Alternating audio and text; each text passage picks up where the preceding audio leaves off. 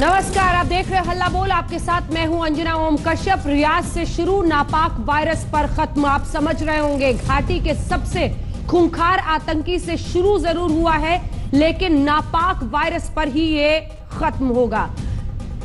खूंखार आतंकी A++ category का, जो सुरक्षा एजेंसियों की हिट लिस्ट में सबसे ऊपर था, जिसे पाकिस्तान ने अपना सबसे बड़ा मोहरा बना रखा था, जो कश्मीर के युवाओं को डराकर, धमकाकर, बहकाकर आतंकी बना रहा था।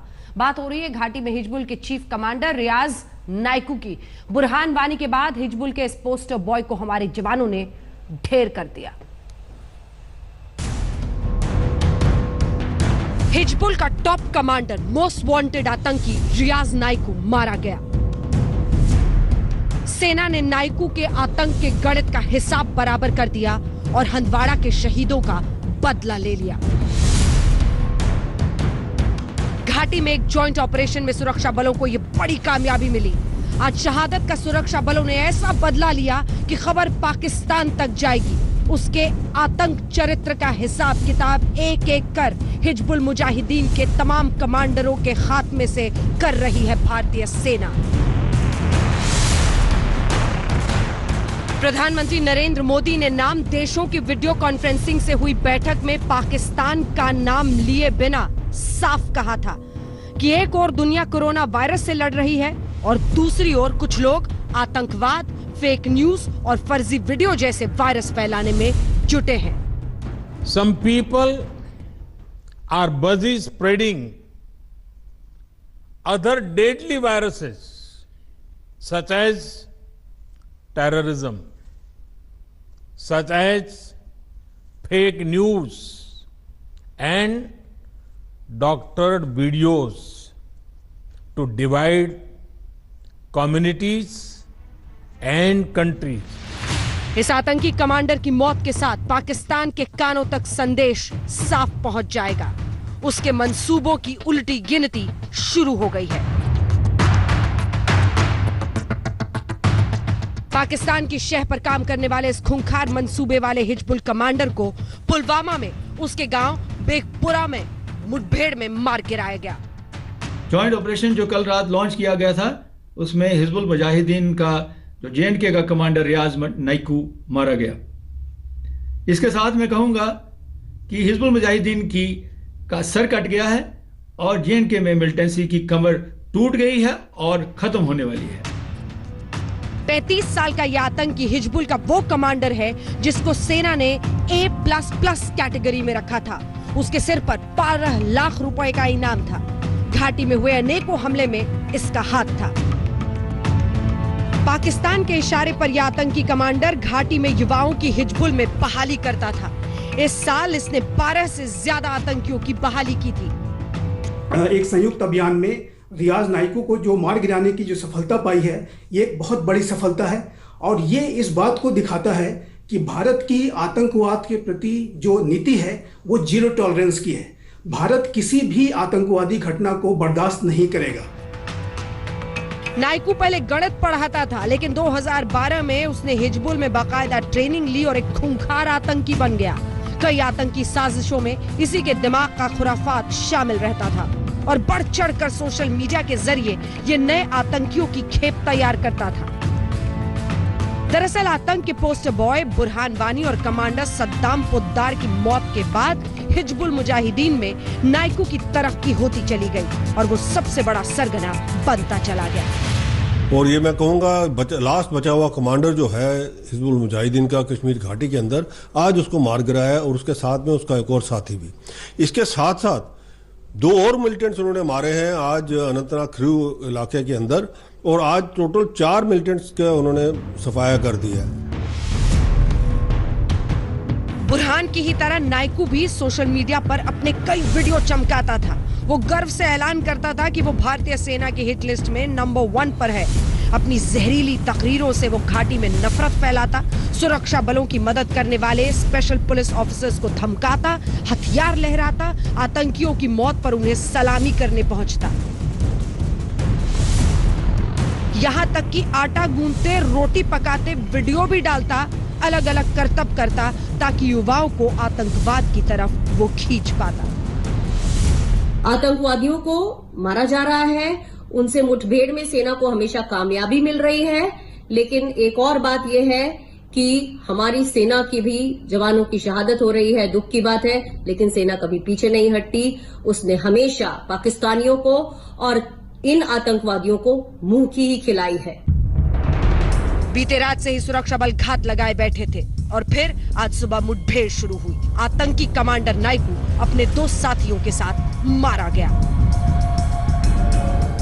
दूसरे आतंकियों की मौत पर हथियार लहराने वाला आतंकी कमांडर नाइकू महामारी के वक्त ऐसी मौत मरा है कि हिजबुल मुजाहिदीन की नींव हिल जाएगी। सवाल है कि क्या घाटी से हिजबुल का खात्मा होगा? क्या कश्मीर आतंक फ्री होगा? आइए चर्चा की शुरुआत करते हैं। डॉक्टर संबित पात्रा, राष्ट्रीय प्रवक्ता भारतीय जनता पार्टी के हमारे साथ जुड़ रहे हैं। Lieutenant general retired Gurmeet Singh साहब हमारे साथ जुड़ रहे हैं। Former deputy chief of army staff major general retired GD Bakshi साहब डिफेंस एक्सपर्ट के तौर पर हमारे साथ शामिल रहेंगे। मोना आलम हमारे साथ जर्नलिस्ट पाकिस्तान से जुड़ रही है। सैयद तारिक पीरज़ादा हमारे साथ जुड़ रहे हैं। खास मेहमान आज एमएस बिट्टा साहब, chairman of all India anti terrorist front के जुड़ रहे हैं। सबसे पहले संबित पात्रा जी, आपके पास आते हुए, भारतीय सेना के लिए, भारत के लिए बहुत बड़ी कामयाबी, तो वहीं पाकिस्तान के आतंकी मंसूबों को बहुत बड़ा झटका। हिजबुल का जो आखिरी एक कमांडर माना जा रहा है, उसे भी आज भारतीय सेना ने मार गिराया। क्या कहेंगे?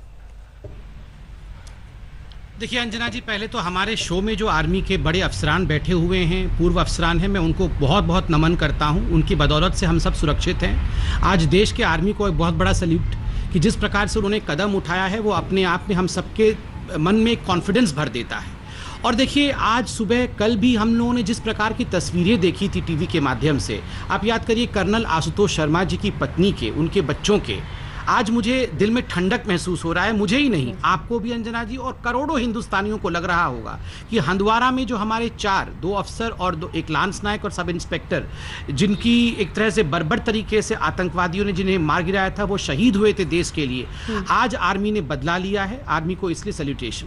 जहां तक पाकिस्तान का सवाल है, बहुत दुख का विषय है अंजना जी।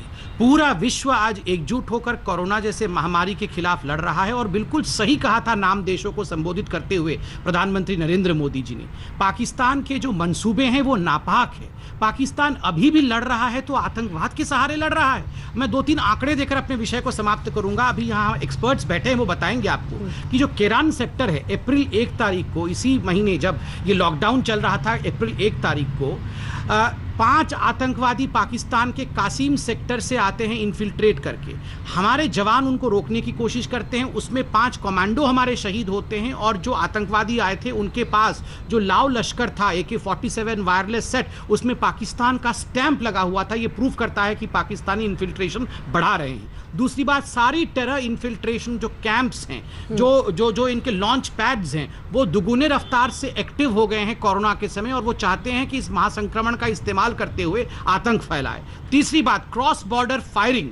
आप देखिए, इस साल अभी तक 1120 क्रॉस बॉर्डर फायरिंग हो चुकी है। आप मार्च के महीने में देख लीजिए, 411 बार क्रॉस बॉर्डर फायरिंग किया है, कंपेयर टू पिछले मार्च 267 हुआ था। अर्थात कोरोना के महासंक्रमण का ये फायदा उठाते हुए इस प्रकार आतंक फैलाना चाहते हैं। कश्मीर को तो हम बिल्कुल, कश्मीर हमारा अभिन्न अंग है, हम तो लड़ते रहेंगे, मगर पाकिस्तान के लिए एक बहुत बड़ा वार्निंग है, ये सुधर जाए। वरना उन्होंने देखा था कि सर्जिकल स्ट्राइक भी हम करना जानते हैं और एयर स्ट्राइक भी हम करना जानते हैं। देखिए, इसके सोशल मीडिया पर वीडियोस, किस तरह से यह आतंक की फैक्ट्री चलाता था, खेप पर खेप वहां के युवाओं को बनाता था। इसी तरह के बेतुके वीडियोस डालकर किन्हीं वीडियोस में आतंक के हथियार लहराता हुआ, और अब मुठभेड़ में मार गिराया गया है। ऐसी मौत मरा है ये आतंकी। सवाल यह है कि मोना आलम, क्या इस सच्चाई में आंखें डालकर आपका मुल्क देखेगा? पूरी दुनिया इस महामारी में मानवता के सामने सबसे बड़े संकट काल में दवाई और वैक्सीन बनाने में जुटी है, और आपका मुल्क अभी भी आतंकवाद को बढ़ावा देने से पीछे नहीं हटता है। आप आतंक की फैक्ट्री बने हुए हैं, और इतने बड़े आतंकी का मुठभेड़ में मौत मारी गई। अंजना जी देखें, मुझे आपने, जाहिर है इनको आपने एक बहुत बड़ा बहुत दहशतगर्द करार दिया है, जिसको आपने अभी, जो लड़का है जो मारा गया है इस तमाम चीज़ में हलाक हुआ है। लेकिन बात यह है कि मुझे समझ नहीं आती कि आप लोग तो मसरत जहरा जैसे journalist, photo journalist, Gauhar Gilani जैसे जर्नलिस्ट, आप तो उन लोगों को भी टेररिज्म के लिए ट्राई कर रहे हैं। क्यों ट्राई कर रहे हैं? क्योंकि वो मेरे और आपकी तरह मासूम जर्नलिस्ट हैं और जर्नलिज्म करते थे। जी नहीं, तो आपने तो उनको भी टेररिस्ट बता दिया। फैक्ट्स को मोड़कर जब कोई बताता है अपने एजेंडा और प्रोपेगेंडा के लिए, तो वो जर्नलिस्ट नहीं रह जाता है। ये सबक आप जितना जल्दी सीख ले या कोई भी पत्रकार सीख ले, वो जरूरी होता है। बात मुल्कों की है, बात उनकी सरहदों की है, और इसके साथ जो भी खिलवाड़ करेगा उसको हिंदुस्तान नहीं स्वीकार करेगा। क्या इस सच्चाई का अर्थ, इसका मतलब समझती हैं आप? अब मुद्दे पर आइए। मैं आतंकियों की बात कर रही हूँ, अपने प्रोपेगेंडा मत शुरू कीजिए। मैं नहीं बोलूंगी आपको कुछ, आप प्रोपेगेंडे पे मत जाइए, मैं आपको कुछ नहीं टोकूंगी। आप आतंकवाद पे बात कीजिए। आप बताइए कि क्यों आपका मुल्क ऐसे वक्त पर भी लगातार इन्फिल्ट्रेशन करा रहा है। बताइए आपकी सेना क्यों इन्फिल्ट्रेशन करा रही है? अगर मैंने आतंकवाद पे बात करनी है तो मैंने इससे अटैच स्टिग्मा पे भी बात करनी है ना, जो आप स्टिग्मेटाइज कर रहे हैं। कोई स्टिग्मेटाइज नहीं कर रहा है। प्रोपेगेंडा चलाने वाला हर व्यक्ति कड़ी कार्रवाई के लिए तैयार रहे। रिबेलियंस को चुप करा रहे हैं, रिबेल्स को आप गद्दार कह रहे हैं। मैं किसी लॉस ऑफ लाइफ को सेलिब्रेट नहीं करती।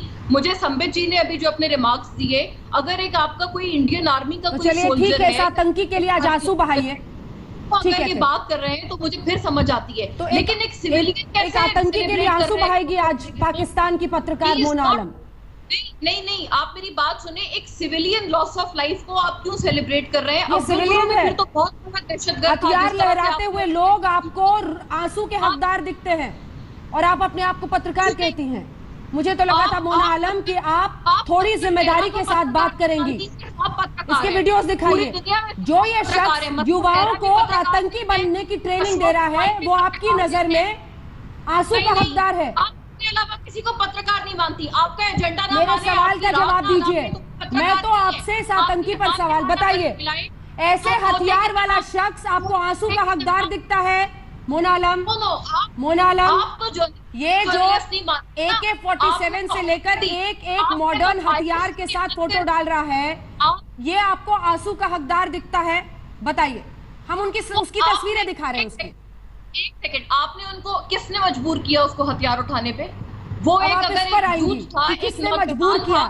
आपके मुल्क ने जहर बोया, आपके मुल्क ने नफरत फैलाई, आपके मुल्क ने लोगों को गुमराह किया, आपके मुल्क ने ये बताया कि इस रास्ते से चलकर उनको फायदा होगा। लेकिन आज पीओके का हालत देखकर ये सब समझ रहे हैं कि क्या परिस्थिति है। कैसी बात कर रही हैं आप मोना आलम? मुझे हमेशा लगा था कि आप थोड़ा विजडम के साथ, विवेक का इस्तेमाल करके बात करती हैं और इसीलिए अपने शोज में मैं आपको बुलाती थी। लेकिन आज अफसोस कि एक आतंकी के लिए आंसू बहाने के लिए पाकिस्तान की पत्रकार बोल रही है, तथाकथित पत्रकार संबित पात्रा जी। आपने नहीं कर मोना जी, मैं जवाब देता हूं। एक बार जो तकरीर उसकी है वो भी सुन लीजिए मोना। एक सेकंड रुक जाइए सर। एक तकरीर भी हमने इसकी निकाली है, फिर देखते हैं कैसे इसको डिफेंड करती हैं आप मोना आलम। सुनिए क्या कह रहा है। मोहम्मद बिन कासिम अल्लाह पाक के दीन का और हिज़्बुल मुजाहिदीन का अदना सा सिपाही आज पहली बार इस ऑडियो क्लिप के जरिए आप तक अपनी बात पहुंचाना चाहता हूं। आप जैसे बुजुर्गों और मुखलिस साथियों के सामने बात करना सूरज को दिया दिखाने। हिजबुल मुजाहिदीन का कमांडर, हिजबुल मुजाहिदीन का मैं कमांडर के तौर पर आपको एड्रेस कर रहा हूं। आतंकी बनाता था ये लड़कों को वहां पर, और आप कह रही हैं इनके लिए आंसू बहाएं। आप बहाइए, क्योंकि पाकिस्तान को ऐसे ही आतंकियों पर आंसू बहाने की जरूरत है। हमने नहीं भेजे अंजना जी, हमने नहीं भेजा इन लोगों को। ये लोग खुद इतना ब्रेन वॉश्ड हो गए हैं आप लोगों की पॉलिसीज की वजह से। एक तो वो पहले ही इतना कुछ सफर कर रहे थे, आपने उनको हक खुदरादियत या सेल्फ डिटर्मिनेशन का राइट नहीं दिया। इन्फिल्ट्रेशन, घुसपैठ, आतंकियों की घुसपैठ कराने वाला पाकिस्तान, ऐसा कुछ सुना है आपने अपने पत्रकारिता के जीवन में?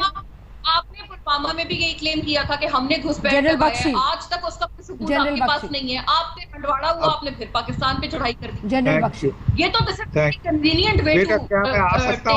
जनरल बख्शी, उसके बाद मैं आ रही हूँ डॉक्टर पात्रा। जनरल बख्शी बहुत देर से हाथ उठा रहे हैं। जनरल बख्शी, देखिए, ये जो बुरहान वानी का उत्तराधिकारी था, हिजबुल मुजाहिदीन का कमांडर, जिसने कई पुलिस वालों और उनकी फैमिलीज को मारा हुआ है, हमारे कई सोर्सेज का कत्ल किया हुआ है, ये एक फैशनिस्ता के रूप में फेसबुक पे आता था और मोटिवेशनल और रिक्रूटमेंट वीडियोस चलाता था।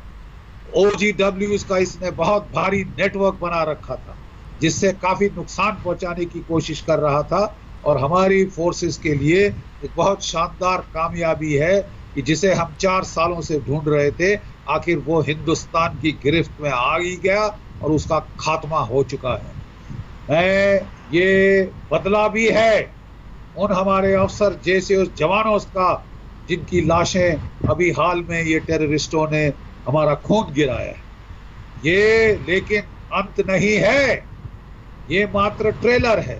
हम जानते हैं कि असली आतंकवादी पाकिस्तान की फौज है, जिन्होंने इनको हथियार दिए, असला दिया, ट्रेन किया और यहां भेजा गफलत कत्लो गारत करने के लिए। हमने उनको चेतावनी दी थी, हमारे प्रधानमंत्री जी ने, जब उरी में हमने सर्जिकल स्ट्राइक करी, 2-3 महीने शांति रही। फिर हमने बालाकोट में एयर स्ट्राइक करी, तकरीबन 1 साल शांति रही। अब पाकिस्तान की फौज को लगा कि हिंदुस्तान की सरकार अपने लोगों को कोरोना से बचाने में बिल्कुल वो जो है महरूम हो चुकी है, फंस चुकी है। और अगर हम इस वक्त को इस्तेमाल करें, फायदा उठाकर इन पे वार करें, तो ये कुछ नहीं कर पाएंगे। बहुत भारी गलतफहमी है। भारत की फौज और भारत की सरकार आपको बख्शेगी नहीं। अगर आप हिंदुस्तानी नागरिकों का खून गिराएंगे तो हम अपने इलाके में तो जो कार्रवाई करनी है तो करनी है, वो करेंगे। लेकिन जैसे हमारे प्रधानमंत्री जी ने कह दिया है, पाकिस्तान को सीमा के पार खमियाजा चुकाना पड़ेगा। कॉस्ट एंड कॉन्सिक्वेंसेस आपके लिए बढ़ाई जाएंगी। अगर वो बालाकोट की दर्द काफी नहीं और दी जाएगी आपको, जहां तक आपको चाहिए, जहां तक आपको समझ नहीं आता कि आप हमारे अंदरूनी मामलों में दखल अंदाजी नहीं कर सकते। It will not be tolerated. बहुत आसान रास्ता। 1 सेकंड तारिक पीरजादा साहब, मुझे पता है कि आप क्या, 1 सेकंड थोड़ा सा रुक जाइए। आपके लिए खास एक वीडियो मैंने निकाला है, जरा ये वीडियो आपको सुनाते हैं, जहां पर आपके प्रधानमंत्री नेशनल टीवी पर बैठे थे और एक मौलाना साहब बता रहे थे कि हम कत्लो गारत करते हैं, इन सब पर हमें अल्लाह बचाए इस महामारी में। जरा ये हिस्सा सुनिए। मुझे लगता है इतना बड़ा नेशनल एडमिशन किसी ने नहीं किया होगा। बहुत बड़ी आफत है मेरे अल्लाह, तू दूर कर दे या अल्लाह, तेरी मिन्नत दूर कर दे या अल्लाह, तेरी मिन्नत दूर कर दे मेरे मौला दूर कर दे। अपने महबूब के सदके हमारी मुसीबत हटा दे या अल्लाह, वरना कुछ नहीं है, न दवा है, न अस्पताल है, न डॉक्टर है, कुछ भी नहीं है, सिर्फ तू है या अल्लाह। तो मामूली से बुखार से पूरा वीडियो सुनेंगे तो बहुत लंबा टाइम निकल जाएगा। इसी वीडियो में वो खुद ही वही शब्द कहते हैं जो आज जीडी बख्शी साहब कह रहे हैं कि जो कत्लो गारत हम करने लगे हैं उसके लिए अल्लाह हमें बचा ले इस महामारी में। नेशनल एडमिशन तक कर चुके हैं अब तो आपके पीएम। वीडियो में क्या कहा गया है?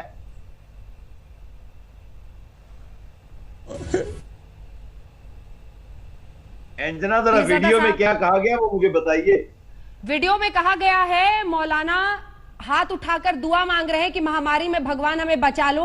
वो हालांकि वो महिलाएं क्या कपड़े पहन रही हैं नहीं पहन रही हैं ये सब भी बोलने लगते हैं, लेकिन एक हिस्से में वो ये कहते हैं कि जो कत्लो गारत हम करने लगे हैं उससे हमें माफ कर दो। ये मौलाना साहब कह रहे हैं और आपके पीएम साहब वहीं बैठकर सुनकर हाथ उठा रहे थे दुआ में। तो आपका क्या ख्याल है, वो किसका जिक्र कर रहे थे? यही जो कत्लो गारत आप फैला रहे हैं कश्मीर से लेकर पीओके हर जगह। कहां पर जरा बताइए सही ना अंजना। ये बच्चों वाला सवाल ना कीजिए, जरा अच्छा पुख्ता सवाल कीजिए, मैच्योर। क्या कौन कहां पे गड़बड़ फैला रहा है बताइए जरा। नहीं, आपके याददाश्त से सब कुछ निकल गया है या आप मेरे आवाज में सुनना चाहते हैं?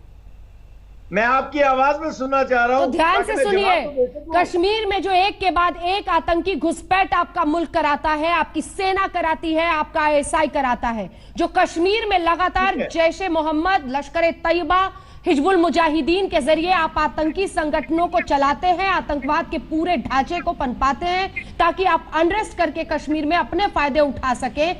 उन्हीं पर मेरा सवाल है। अब सुनाई दे दिया तो जवाब दीजिए। जवाब तैयार है, जरा सुन लीजिए। पहले तो बख्शी जी को सलाम, और उनकी फौज, दहशतगर्द फौज को नुकसान पहुंच रहा है, मुझे बड़ा अफसोस है, लेकिन आखिरकार उनकी लाशें तो गिरनी है। बख्शी जी तैयार रहिएगा, मजीद लाशें गिरेंगी। एक दूसरी बात, लाशों का जवाब आपको 100 लाशों से मिलेगा। अपनी जबान संभाल कर बोलिए। ये भी आप याद रख लीजिए, लाशें गिरेंगी आपकी तरफ। बख्शी साहब की आवाज उठाइए। आपकी तरफ एक एक करके जितने कमांडर्स आपने पैदा किए हैं ये सभी मारे जा रहे हैं। हिजबुल मुजाहिदीन जैसे आतंकी संगठनों का खात्मा करीब है कश्मीर में। बिट्टा साहब को दिखाइए, बिट्टा साहब को दिखाइए, उनकी आवाज नीचे कीजिए। बिट्टा साहब को दिखाइए। आप लोग बिट्टा साहब कर ले, आपको समझ ही नहीं है कि अरे पीरजादा साहब, क्या होता है। बख्शी जी 2 दिन से आपको चैलेंज कर रहा हूं, 2 दिन से, कि आपको जवानों का बदला लिया जाएगा। बताओ मुझे, बताओ लिया या नहीं लिया? ठोक ठोक के मारा, जवाब दो मुझे। हमारा जवान जब घर से निकलता है अपनी पत्नी को देखता, अपने पिता को देखता, अपने बच्चों को देखता है, अपनी माँ को देखता तो कह के निकलता है। चिरागों में सजा रखी है, शर्त लोगों ने हवाओं में लगा रखी है, अंजाम की हम परवाह नहीं करते, जान हमने भी हथेली पे रखा रखी है और आपको ठोक के आते। ये आज का हिंदुस्तान है। अब जवाब दो, बदला लिया या नहीं लिया? कल चैनलों पे थे हम दोनों, बोलो, जवाब दो मुझे। बख्शी साहब को चैलेंज करने से पहले ला मेरे से बात कर। हमको हमारे भारत को धमकी देता है, हमारी फौज को गलत अल्फाज करते हो। दुनिया कोरोना से लड़ रही है, पाकिस्तान कोरोना से लड़ रहा है और आप हिंदुस्तान के अंदर पीठ पे छुरा मारते हैं। आप लोग लड़के दिखाया, हमारे जवानों ने बदला लेके बताया आपको। जवाब दो, अब जवाब दीजिए, बदला लिया या नहीं लिया? जवाब दो। बातें करनी बड़ी आसान होती हैं। किसी मोहम्मद बिन कासिम, किसी अरे बदला लिया या नहीं लिया? पहले भी चर्चा हुई, आपने कहा क्या करोगे? 370 धारा, कैंसर की बीमारी 70 साल की, उखाड़ी या नहीं उखाड़ी? जो कहते हैं हम करके दिखाते हैं, हम तो आपकी तरह बोलते नहीं है। आप तो कायर हो, आप तो कायर हो, आपको तो लड़ाई लड़नी नहीं आती। अरे मर गए मोहल्ले वाले। हम मानवता की रक्षा के लिए हिंदुस्तान लड़ रहा है, पूरी दुनिया में दवाइयां पहुंचा रहा है, पूरी दुनिया में डॉक्टर भेज रहा है, हम आपसे भी दूर नहीं है, पर आप लोग पीठ पे छुरा मार रहे हैं। अरे बात सुनो, कितनी देर तक बर्दाश्त करेगा हिंदुस्तान? तारिक पीरजादा स्काइप में ज्यादा आगे आ गए, आप फिर आगे आ गए, ज्यादा आवाज नहीं आ रही है, आपकी आवाज बहुत कट रही है। संबित पात्रा जी, पीरजादा साहब से मुझे बात करना है, गुफ्तगू करने दीजिए मुझे। संबित पात्रा, पहले ये तारिक पीरजादा की आवाज कम करिए, मैं जरा पोल खोलता हूँ। देखिए ये पीर कम और जिहादी ज्यादा है, और इसकी मैं पोल, इसके पास एक ही सूट है, पता है? जैसे ही आप लोग बुलाते हैं वो सूट पहन के आके स्काइप के आगे बैठता है। इसका एक बड़ा फेमस तस्वीर आजकल सोशल मीडिया में चल रहा है। खाने को नहीं मिल रहा है पाकिस्तान में, भीख मांग रहा था जाके कि अल्लाह के नाम पे 2 रोटी दे दो, अल्लाह के नाम पे 2 रोटी दे दो। अभी आके आज तक पे वही एक सूट पहन के बैठ गया है, और यहाँ इसकी हिम्मत देखो, ये जीडी बख्शी जी को धमका रहा है यहाँ पे। अरे बख्शी साहब, आप अपना ब्लड प्रेशर मत हाई करो, इन भिखारियों के कारण ब्लड प्रेशर हाई मत करो, बहुत काम करना है। ये एक तारिक पीरजादा कोई आदमी है ये? और जहां तक हमारी बहन मोना जी का सवाल है, मोना जी आपसे तो ये एक्सपेक्टेशन नहीं था, आप तो अच्छी व्यक्ति हैं। मोना जी देखिए, आपको अंजना जी समझना होगा मोना जी की दिक्कत क्या है। मोना जी है तो पत्रकार, मगर पत्र मोना जी का होता है और जो कलम होता है वो हाफिज सईद का है। मोना जी बेचारी क्या करेंगी अगर यहाँ पर नहीं समर्थन करेगी अन्याय का, तो वरना हाफिज सईद इनको जीने देगा क्या पाकिस्तान में? और मोना जी आप तो पत्रकार हैं, आप कह रही थी आप लोगों ने मजबूर कर दिया इन लोगों को बंदूक उठाने के लिए। आप कैसी पत्रकार हैं? अगर मजबूर किया होता तो कलम उठा लेते, अगर अन्याय हो रहा था तो कलम उठा लेते, बंदूक उठाना आप उसका एक्सक्यूज ढूंढ रही हैं। और मोना जी, मैं गर्व से एक बात बता दूं, यहाँ जीडी बख्शी साहब बैठे हैं, आज जो ये ऑपरेशन हुआ है ना, इस ऑपरेशन में एक भी कोलैटरल डैमेज नहीं हुआ है, अर्थात एक भी सिविलियन के ऊपर एक खरोंच भी नहीं आया है। और देखिए हंदवाड़ा में हमारे 4 जवान शहीद हो गए, ऑफिसर और जवान शहीद हो गए, क्योंकि वहां पर अगर वहां पर ओपन फायर कर देती आर्मी तो कोलैटरल डैमेज होता, हम मर जाएंगे, मगर कश्मीर का एक भी आदमी मरने नहीं देंगे, एक भी आदमी कश्मीर का सिविलियन मरने नहीं देंगे मोना जी। और ये तारिक पीरजादा को मत बुलाया करो अंजना जी, ये भिखारी है, इसका वो सोशल मीडिया का फोटो दिखाओ जिसमें लुंगी पहन के भीख मांग रहा है, एक फटा बनियान है और लुंगी पहन के भीख मांग रहा है। मैं फोटो भेजूंगा अभी ट्विटर में, भेजूंगा इसका फोटो ट्विटर में भेजूंगा, इस पीरजादा का फोटो। यहाँ आके एक ही सूट पहन के हीरो बनता है। तारिक पीरजादा, तुम पीर कम और जिहादी ज्यादा हो, चुपचाप बैठो, हमारी आर्मी के बॉडी गिराओगे, इतनी हिम्मत तुम्हारी। पहले भीख मांगो जाके, फटा बनियान पहन के भीख मांग रहा था, तुम्हारी फोटो पूरी पाकिस्तान में चल रही है सोशल मीडिया में, और यहाँ एक ही सूट पहन के आके चिल्ला रहा है। बैठ जाओ, ज्यादा पास मत आना स्काइप के, बच्चे डर जाते हैं।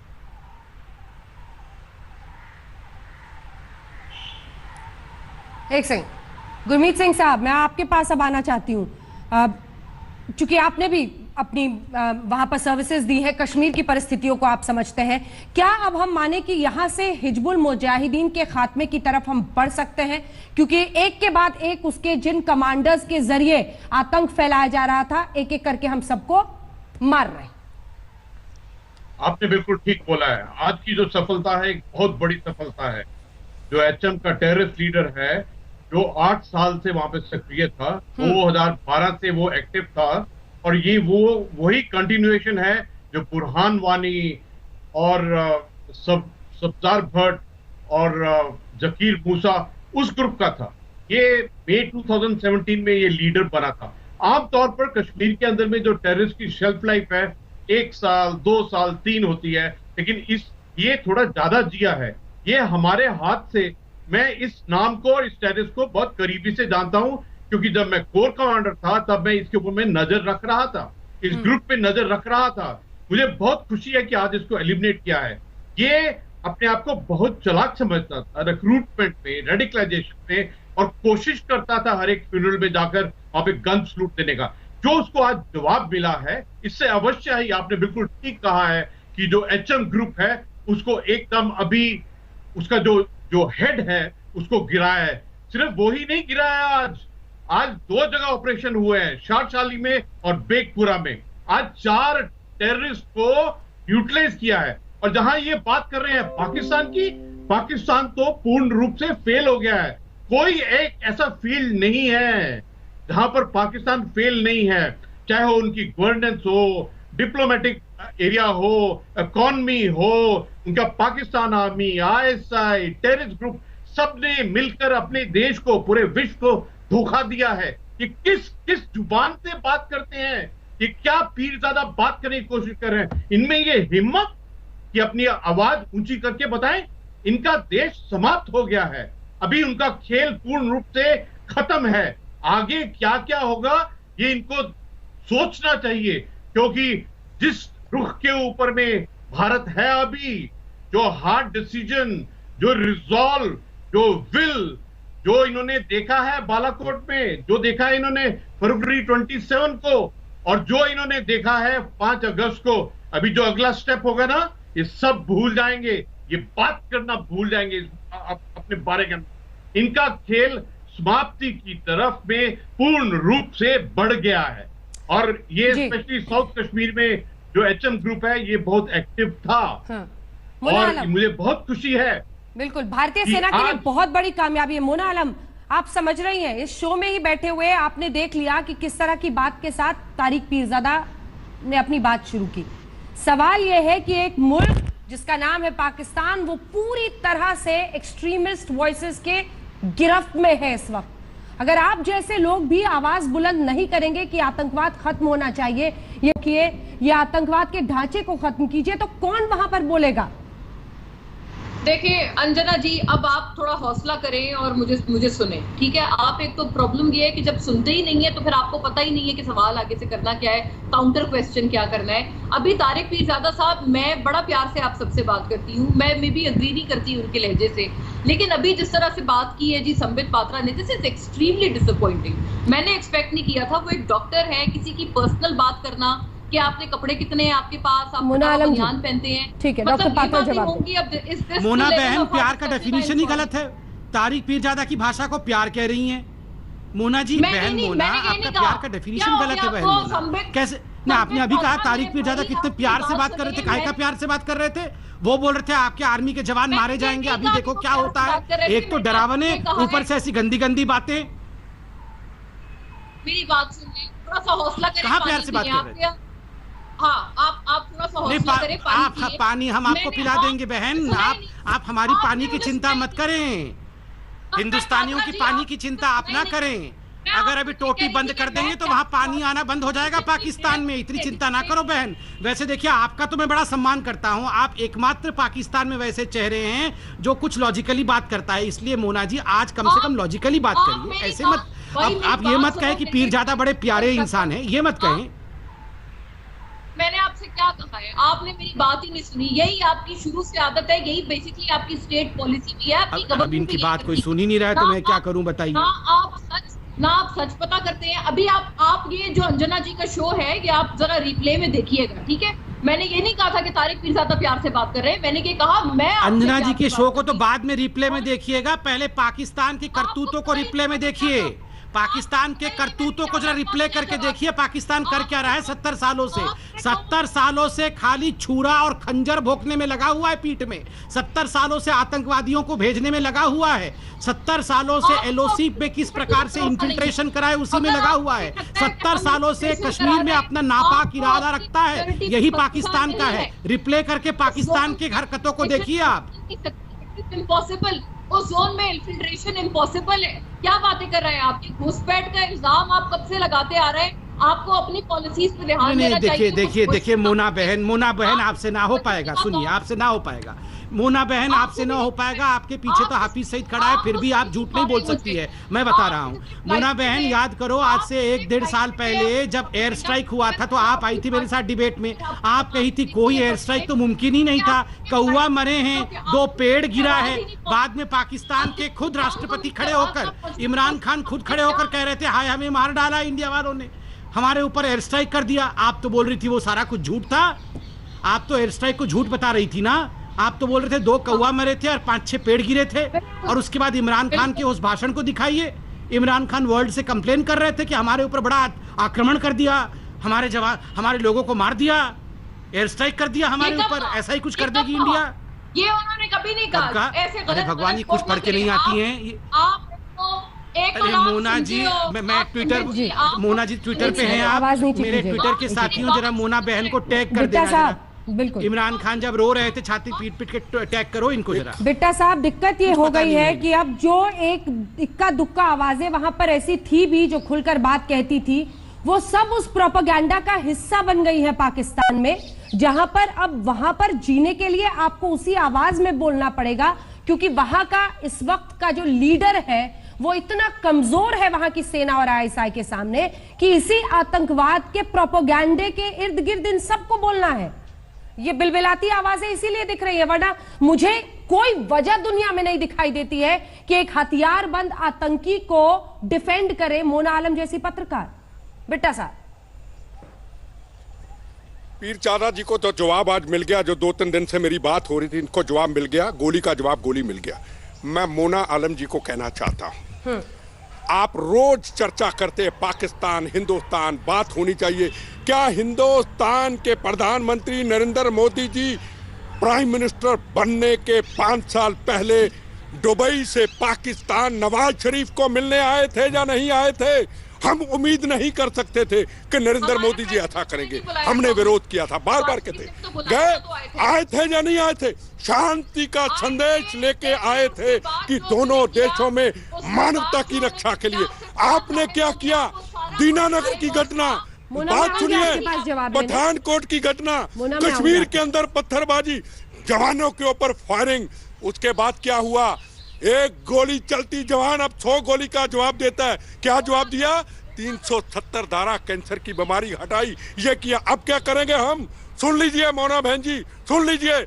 अब ऑक्यूपाई कश्मीर जिसकी चर्चा नहीं थी, ये जो कोरोना के टाइम के पीठ पे छुरा मारा है, ऑक्यूपाई कश्मीर की वारी आ चुकी है। सुबह मैं और आप देखेंगे ऑक्यूपाई कश्मीर हिंदुस्तान का होगा। आज का हिंदुस्तान है जिसका प्रधानमंत्री ना बीजेपी ना कांग्रेस, हिंदुस्तान का प्रधानमंत्री नरेंद्र मोदी है और उसकी सुरक्षा अब सरकार से सवाल नहीं पूछती है ऑपरेशन करना है या नहीं करना है। जवाब गोली का गोली देती है और आपको जवाब मिल चुका है, पीर जारा जी को जवाब मिल चुका है। आप क्या चाहते हैं? ऑक्यूपाई कश्मीर पे कब्जा करें? हम कर सकते हैं, हमारे में हिम्मत है। अब आप मजबूर करते हैं तो क्या करेगा नरेंद्र मोदी? वो चुप बैठने वाला नहीं है, वो प्यार भी जानता है और दूसरी भाषा का भी इस्तेमाल करना जानता है, याद रखिएगा। ठीक है, अरे आपके लिए खाने को तो रोटी नहीं, कोरोना से लोग मर रहे, भीख मांग रहे लोगों से, दवाइयाँ देने के लिए आपके पास सामान नहीं, दवाइयाँ हमसे मांग रहे। जनरल मोना बेटा, मैं आपको सिर्फ इतना कहना चाहता हूँ कि कोरोना के वक्त हमने सोचा था कि सारे दुनिया के लोग इकट्ठे होकर इस महामारी का सामना करेंगे, ठीक है। हमारे प्रधानमंत्री ने इसी के चलते एक वीडियो कॉन्फ्रेंस की थी कि साउथ एशियन रीजन में हम एकजुट होकर रिस्पांस दें, एक दूसरे की मदद करें, एक जॉइंट फंड बनाएं। क्या हुआ? आपके प्रधानमंत्री इमरान खान साहब ने साफ शरीक होने से इनकार कर दिया। उन्होंने अपनी तौहीन समझी कि जो साउथ एशिया में, कैन आई जस्ट फिनिश बेटा, जो साउथ एशिया के जो सारे मुल्क हैं, जो साउथ एशिया के सारे मुल्क हैं, उनके प्रेसिडेंट प्राइम मिनिस्टर आ रहे हैं, लेकिन उन्होंने उनको काबिल नहीं समझा कि वो उनसे बात करें, अपने हेल्थ मिनिस्टर को बिठा दिया। चलिए, हमने सोचा हेल्थ मिनिस्टर के साथ ही हम कोऑर्डिनेट कर रहे हैं कि शायद अल्टीमेटली वही कोरोना को देख रहे हैं, प्राइम मिनिस्टर को फुर्सत नहीं है। लेकिन जब आपके हेल्थ मिनिस्टर बैठे, घूम फिर के कोरोना की बात हो रही है, घूम फिर पे वो कश्मीर का रेंट लेके घिसा पिटा रिकॉर्ड लेके वो आ गए। और उसके बाद हैरत की बात यह है कि फिर भी आप लोगों ने कहा कि आप हमको दवाई दीजिए। हमने कहा कि हमारी लड़ाई पाकिस्तान की फौज से, हमें पाकिस्तान के लोगों से, आपसे कोई व्यक्तिगत, कोई पर्सनल एनिमिटी नहीं है। जैसे हमारे यहाँ बेटियां, आप एक बेटी, ठीक है। लेकिन क्या है, उसके बाद जहां हमने दवाइयां आपको भेजी, वहां से साहब हमारे यहाँ लाशें आपने गिरानी शुरू करी, यहाँ वहां फायर खोलना शुरू किया। तंग आके फिर हमको भी, मैं बता दूं पीरजादा साहब को, आपकी लीपा वैली में जरा पूछ लीजिए आपकी फौज के कितने मरे? 40 मरे, ठीक है साहब। आपको इतना शौक है लाशें गिनने का, सड़ी लाशें गिनने का, 40 आपके मरे हैं। वहां पे आपका एम्युनिशन डंप फूटा है, आपका एक गन पोजीशन गया है, एक टेररिस्ट कैंप तबाह हुआ है, और ये तो ट्रेलर है। क्योंकि अगर आप बाज नहीं आएंगे, अगर आप एक काहिल इंसान बनेंगे जो कि ना खुद जिएंगे ना किसी को जीने देंगे, तो बताइए साहब और लोग क्या करें? आप चारा क्या छोड़ रहे हैं हमारे पास? इस सिवाय साहब आपको जंग का इतना शौक है तो चलिए आपका शौक पूरा कर ही दिया जाए। आपको लाशें गिनने का इतना शौक है, चलिए गिना ही दी जाए साहब, एक बार गिना ही दी जाए। आपको ये चाहते हैं आप, ये चाहते हैं आप। देखिए अंजना जी अभी जीडी बख्शी साहब ने एक बहुत बड़ी बात कही। आप याद करिए, जब कोरोना अपने प्राथमिक चरण में था, प्रधानमंत्री नरेंद्र मोदी जी ने सार्क की बैठक ली।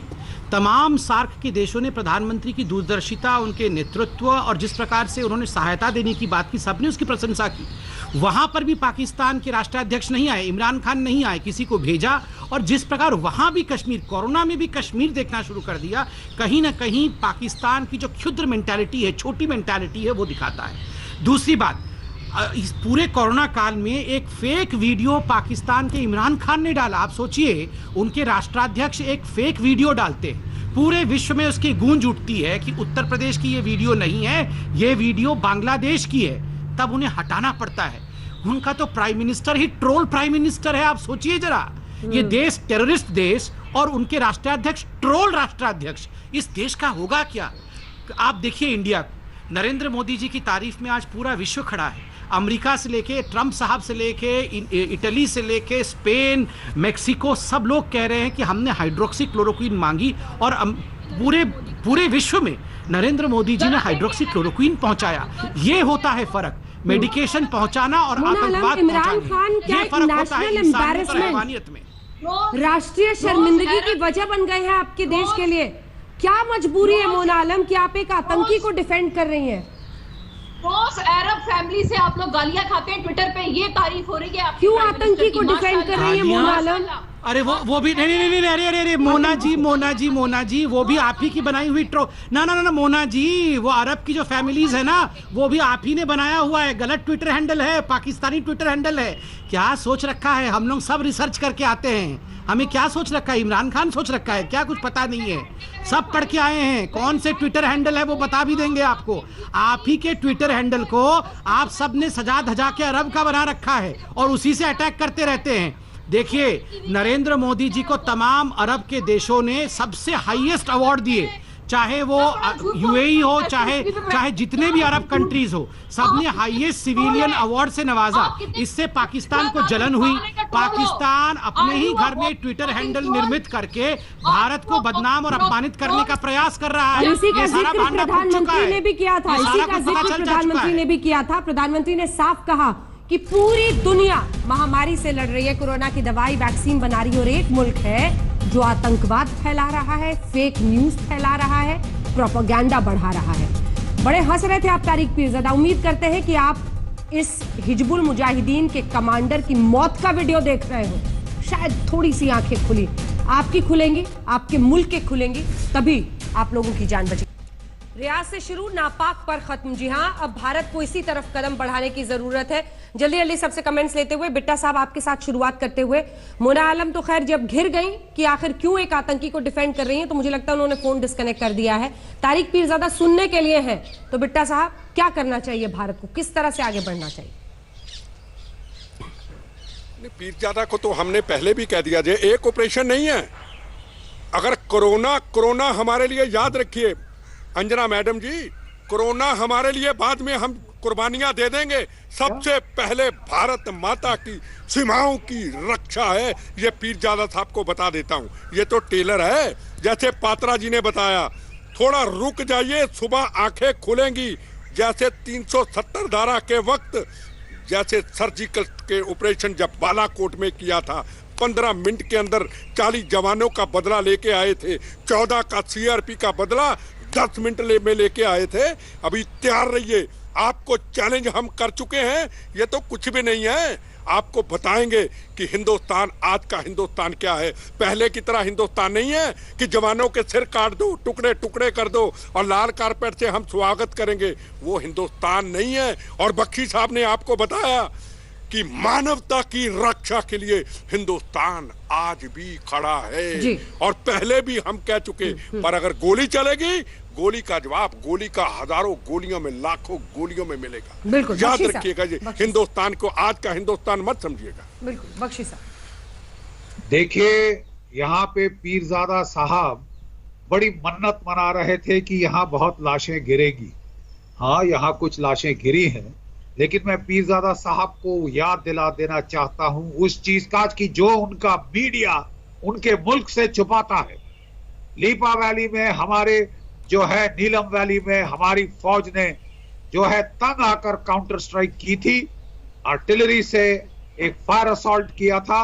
40 पाकिस्तानी सिपाही और टेररिस्ट मारे गए, एक एमुनेशन डंप ब्लो अप हुआ था, एक आर्टिलरी बैटरी वाइप आउट हुई थी, एक पूरा टेररिस्ट ट्रेनिंग कैंप का सफाया हो गया था। 40 से 50 लाशें वहां गिरी, जिसके हमारे पास वीडियो एविडेंस है इस बार, क्योंकि अब हम हर चीज रिकॉर्ड कर रहे हैं।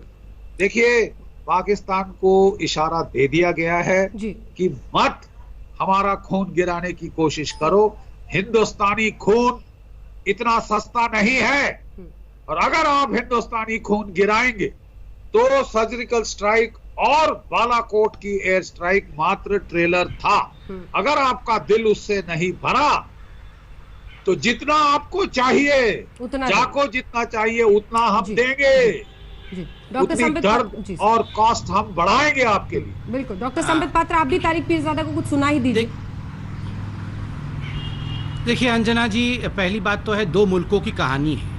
एक मुल्क जो कहलाता पाकिस्तान है मगर नापाक उसके इरादे हैं और नफरत उसकी बुनियाद है, और दूसरा मुल्क हिंदुस्तान कहलाता है और सर्वे भवंतु सुखिना।